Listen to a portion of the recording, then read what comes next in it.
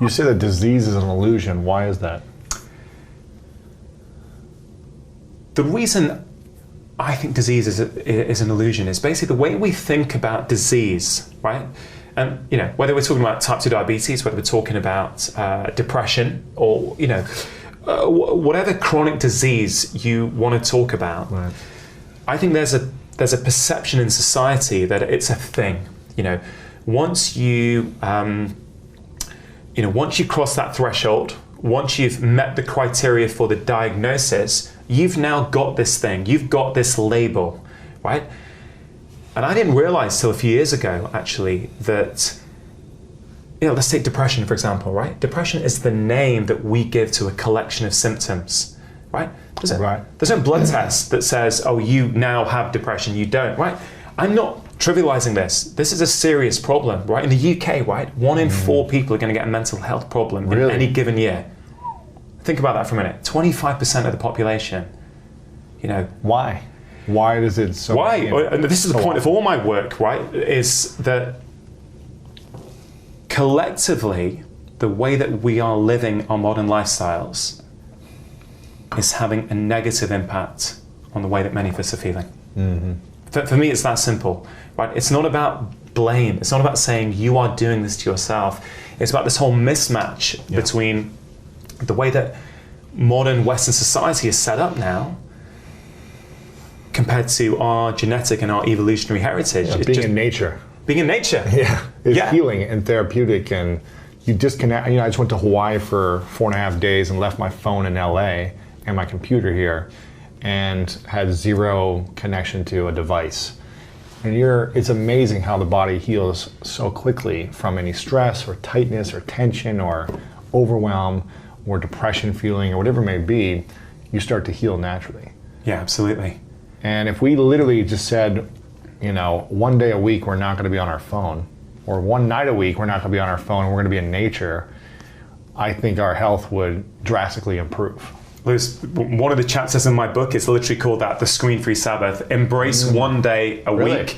For one day a week, try and go off your screens completely. Yeah. But then I'm also a realist, and I say, hey, look, if 1 day sounds too scary, do an evening. Do an evening. Start with 1 hour. Don't have it on during lunch or dinner. Don't take your phone out when you're eating. Yeah, that's a rule in my family. In my house, there's no phones or electronics stuff around the table when we're eating. It winds me up, and it's you say that in February this year, I'd just been traveling around the country doing a lot of speaking gigs. I've been promoting my book in the UK, right? And I was feeling burnt out, and I remember phoning my wife and I said, babe, I need a holiday, right? I don't care where we go. I want heat, I want relaxation.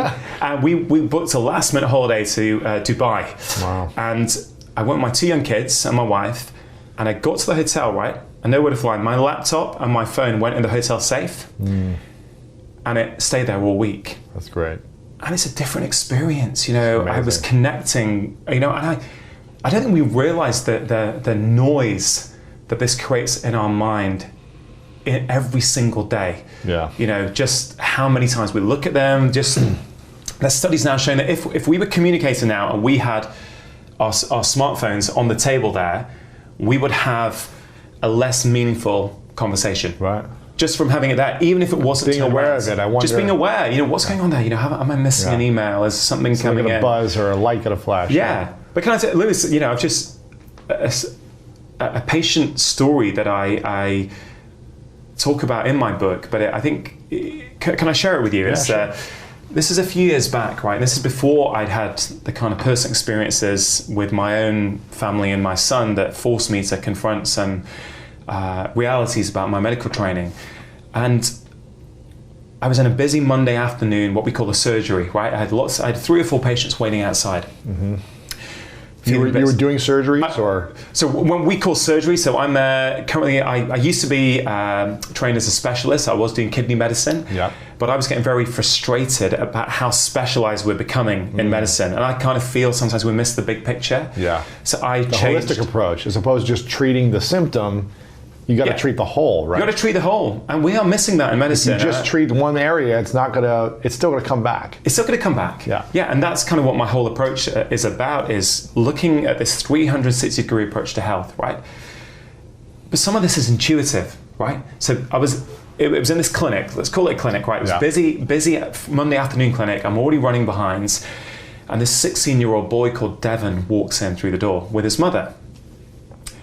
And I see the letter that's there on the file. And basically on the Saturday, this guy had tried to harm himself, tried to cut his wrists. And he ended up in the ER. Right. And he was evaluated there, and, basically they had discharged him. They thought he was safe to discharge, but there was a letter to say, come and see Dr. Chatterjee, and can I please start an antidepressant for him? So he was there to pick up his prescription. And you were supposed to give them to him. I was supposed to give it to him, right? That would have been the easiest thing in the world to do, right? It would have taken a few minutes, right? I would be running on time. I'd get back to my next patient, and I could keep going on the kind of treadmill of my day, right? But I thought, wait a minute. I know this family. They seem pretty well balanced. I've never picked anything up before that there's an issue here. Why would a 16-year-old boy from a seemingly well-rounded, well-balanced family end up in ER? I got to know more, right? So I spent a bit of time. I tried to figure out what was going on. I couldn't quite get to the bottom of it. And I said, hey guys, look, would you mind coming back tomorrow at the end of my morning clinic, and I'll spend a bit longer with you? I said, okay. So they came back the next day, right? It was a Tuesday morning, end of the clinic. And we spent about 15, 20 minutes chatting. And I thought, I think your use of social media, in my head, might be negatively impacting your mental health, right? Did I have a study to prove it? No. Right? But I said to him, Devon, look, I think the way you're using social media, right, might be contributing. I didn't say it was the cause, right? I said it might be a factor. Are you interested in reducing that? He goes, well, Doc, do you want to think it's going to help? I said, Devon, look, I can commit to you that I'm going to try and help you, right? But shall we give it a try? So I said to him, we come up with this deal, and for 1 hour in the morning, he gets up and he doesn't go on his phone, right? He comes about 7 days later, and I say, hey, Devon, how you doing? Now, he said, hey, Doc, I don't know, I'm still not great, but I feel less up and down in the day. I'm sleeping better. But don't get me wrong, right? He wasn't suddenly cured, right? I'm not saying that, but he was starting to show a sign of improvement. I said, Devon, can we extend that out a little bit? He goes, all right. So we move it up over the next few weeks to 2 hours in the morning and 2 hours in the evening before bed, where he doesn't go on his smartphone, right? And he keeps coming back, and he's consistently starting to improve bit by bit. I think, okay, this is interesting. Again, I didn't have any training for this, right? I was just trying to figure it out, I was trying to figure out how to kind of help this guy. I was also then doing a bit of reading, right? And I was reading about how our diets can impact our mental health. So he comes in and I say, hey, Devon, what are you eating?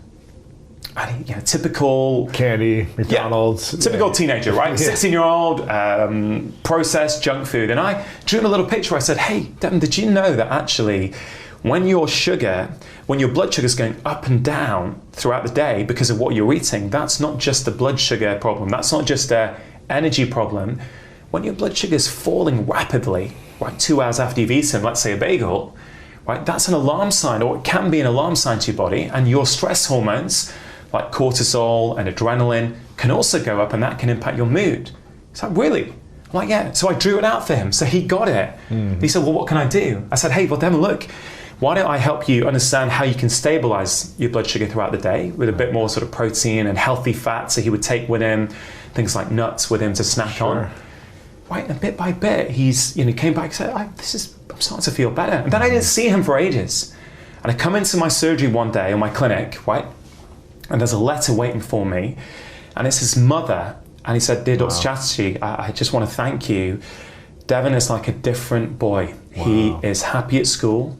He's engaging with his friends. He's joining clubs at the weekends. I just want to thank you. And in that moment then, I just thought, I know the science now of what went on there, but I didn't need to know it back then. I just thought, this is a 16-year-old boy, right, who could have been labeled with depression, right, at 16. Right. Who could have given medication. Put on an antidepressant, and that was 5 years ago at least, right? He could easily have been on that medication, still today, 5 years later, I know he's still doing well, right?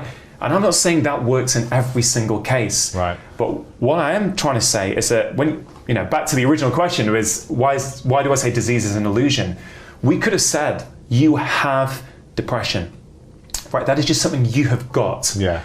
And here's your treatment for it. And I'm saying for him, right, his lifestyle choices that he often didn't realize he was making, he didn't realize the impact, he's made some quick changes in his lifestyle, right? And he's transformed his health. So he, arguably no longer has depression. Right. Right? Doesn't mean he can't slip back again in the future. Right. This is what I mean by disease as an illusion. He doesn't, I think for me, I feel that's my job as a doctor. I'm privileged to be able to tap into what's going on. And that boy, if there's a fork in the road, right, he could have gone down one path. Yeah. What does that do to your psyche if you know, oh, hey, I've got depression. That's why I'm like this. There's nothing I can do, right? And again, Just being a victim of this. Yeah. Yeah, and I'm not, Lewis, I'd like to be a respectful and compassionate guy. I'm not saying there aren't people out there who don't benefit from this stuff or from medication. I'm not saying that. I'm just saying it's too easy to say you've got something and give a pill.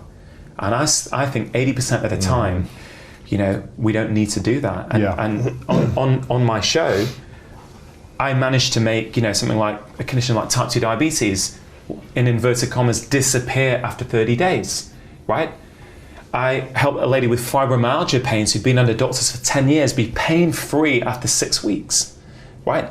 A 30-year history of back pain, gone. And an opiate and a sleeping pill addiction, or certainly a dependency. Pain reliever, gone. Yeah. When we actually identify what's the root cause of this. And what's usually the root cause for most people? Is it an emotional attachment that they're holding on to? Is it what they're eating and their lifestyle choices? Is it trauma that they face that they're holding on to? What is it usually?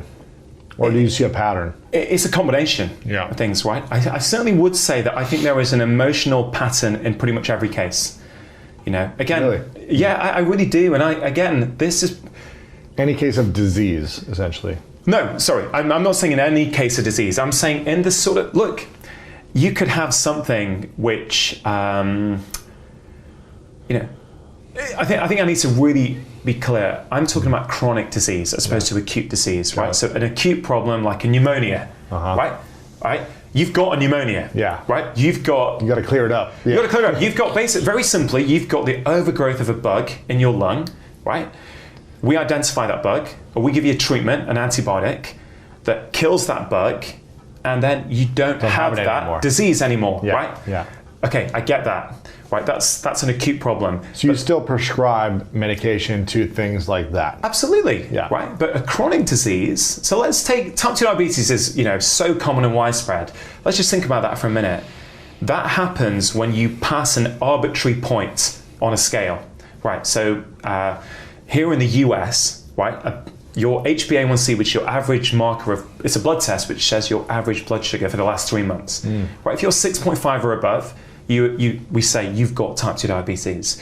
If you're 6 to 6.5, you have something called pre-diabetes. Wow. No, sorry, here it's 5.7, right? But the point is, if it's just below that at 5.6, we say you don't have anything. You're fine. You're fine. But you're not fine. This is a continuum. Very close. You're very close, right? And so what I'm just trying to get the point across is that something doesn't magically change when you go up 0.1 and you're now in, pre-diabetes or yeah, this has been building up for 10 years. And I want us to be picking this up 1 year in saying, hey, look, you don't have pre-diabetes yet, but you're going to get it within a few years. And my approach really, Lewis, is about 4 key areas of health, right? I find that what I do with most people comes down to what I call the 4 pillars of health. That's what I outlined. That's what I did on the show. That's what I outlined in my book. Because I think when we can simplify health down, people get it. Right. And I cover connection and I cover emotional health, but I do it under the umbrella of relax. Right? Relax? Yeah, okay. So just to back up, my 4 pillars of health. That's the first pillar, relax. Yeah, and there's a reason I started with relax, because when we are tight and stressed, that's when we cause dis-ease, right? Absolutely. The more tight we are for the longer amount of years, we build something up in the body that has symptoms, negative symptoms, right? Yeah, and can dictate our choices. You know, if you're feeling stressed, you're not having any time to yourself, right? You will find it harder to make healthy food choices. Yeah. You will find it harder to have the motivation to work out and get your body moving. And when the brain is a roller coaster, Yeah. you're causing disease, dysfunction in your body, right? Absolutely, and you know, it's interesting. The publisher first said, you know, we should start with food, and I said, no. I want to look. Everyone will expect me to start with food. Yeah. Right. We undervalue relaxation. Peace of mind. Yeah. We undervalue relaxation in society. You know, we prioritize. You know, when we talk about health, everyone's talking about food and movement, right? And don't get me wrong, they're important, but I give equal priority to food, movement, sleep, and relaxation. And I think that's what makes my approach a little bit different, is that I say, look, you don't need the perfect diet. You don't need the perfect workout regime, right? You need to do enough in each pillar. And I think that's what leads to the changes that not only work in 2 weeks, they're still going to be working in 2 months, in 6 months, in 12 months, in 2 years. You know, we can all go on a crash 10-day diet and feel better. Right? All of us can do that. I could do that. Right. But will that change my behavior? I'm not so sure. Yeah, and as an athlete, you know, we always talk about being in the zone, being in the flow. And the only way to get into flow is to be relaxed. Because if you're playing basketball or football and you're running tight like this, intense, you're not going to be able to flow at any moment and move and be agile. So you must be able to be relaxed.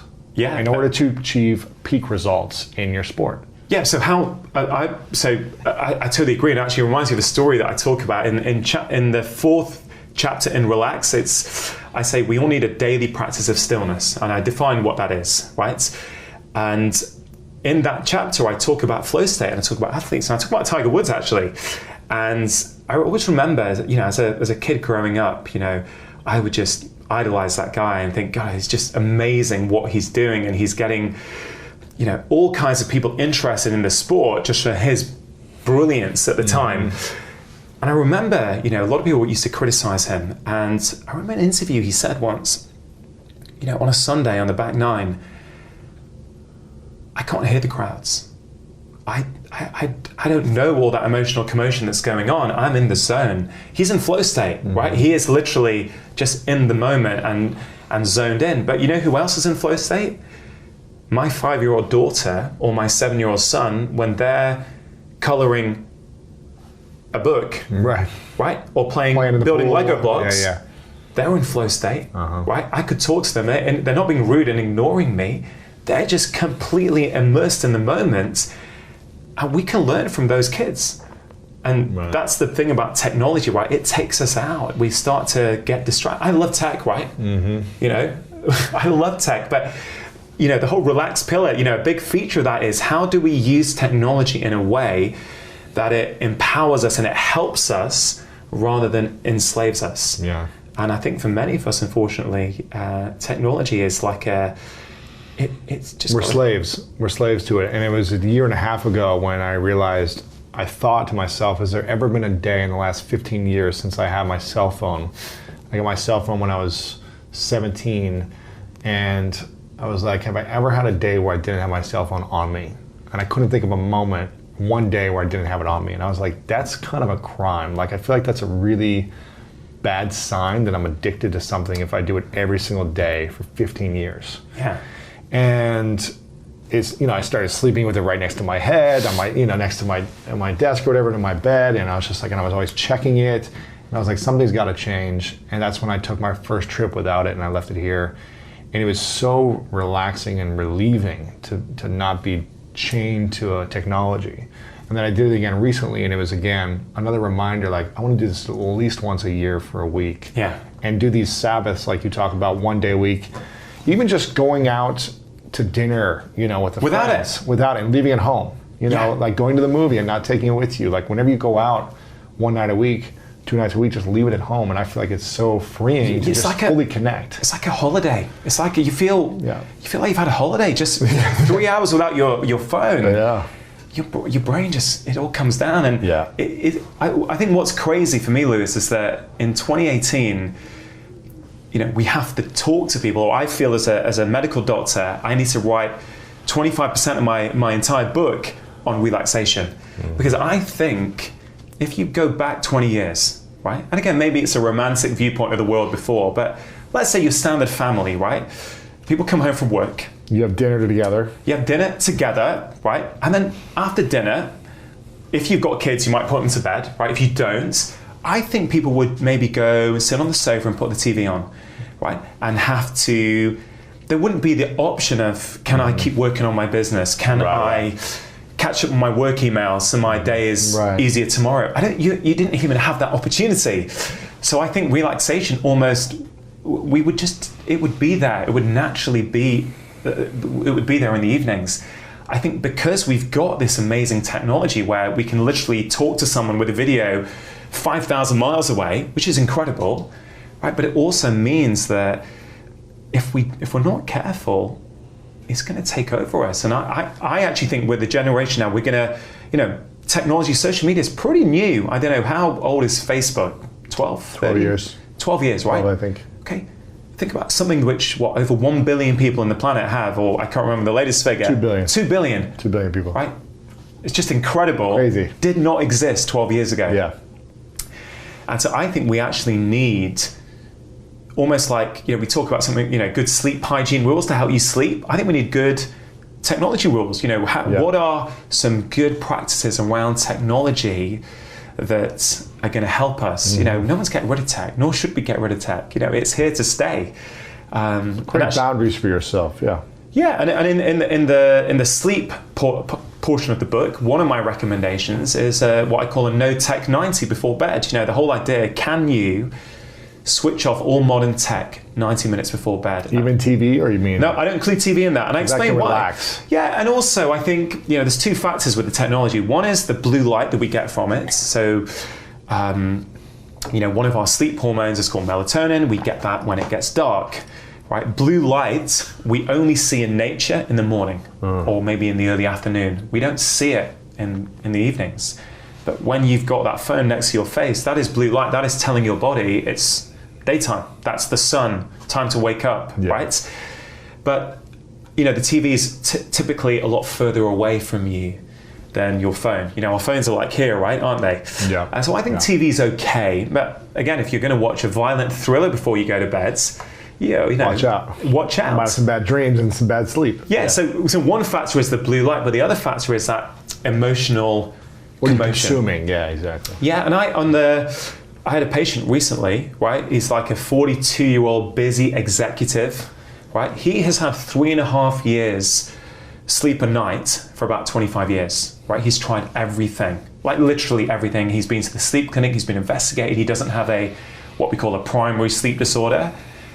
And here's the thing about sleep that I think a lot of the public and maybe a lot of my profession don't realize is that in my 17 years of experience of seeing patients, people who struggle with their sleep, the majority of them are doing something in their daily lifestyle, right, that they don't realize is affecting their ability to sleep at night. So it's not about giving them something to take, it's about identifying what's going on in their lifestyle. And this guy, 3.5 hours sleep a night, I'm not kidding you, within 5 weeks he was sleeping 7 hours a night. Wow. Because food impacts your sleep. Absolutely. Right? Sugar impacts your sleep. But he was like a complete workaholic. He would literally, after dinner, he'd be back on the computer. He felt he had to be on call till 10:30, 11 o'clock.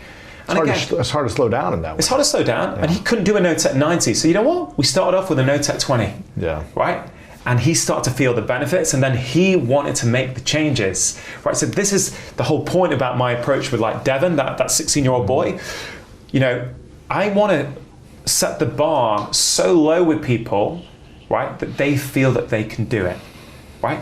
Then when you do that, you feel good. You feel motivated. You feel, yeah, I can do that. A prime example would be I've got this thing called a 5-minute kitchen workout in my movement pillar. Probably one of my favorite suggestions is the 5-minute kitchen workout. Yeah. And where did this come from? Right, this comes from this whole idea that a few years ago I kind of realized that strength training. Now I know you're an athlete, but strength training is very much undervalued again in society. Yeah. And once we hit 30, we start losing muscle mass each year, and our muscle mass is one of the biggest predictors of how well we're going to be as we age. Really? Yeah, absolutely. And some people call it the number one predictor of how well you're going to be is your muscle mass. So it's important to build muscle mass. Yeah, particularly after the age of 30. So arguably, we associate working out with teenagers and 20-somethings trying to look buff and good in the gym, right? And look good when they go out. Arguably, it's more important as you get older is to train your strength. We look at the root causes of disease, and there are many, right? There's environment, there's lifestyle, there's genetics, all affect these various systems in your body, right? But by far, the biggest cause is food, by far. And it affects, what's amazing is it's not just like a little bit.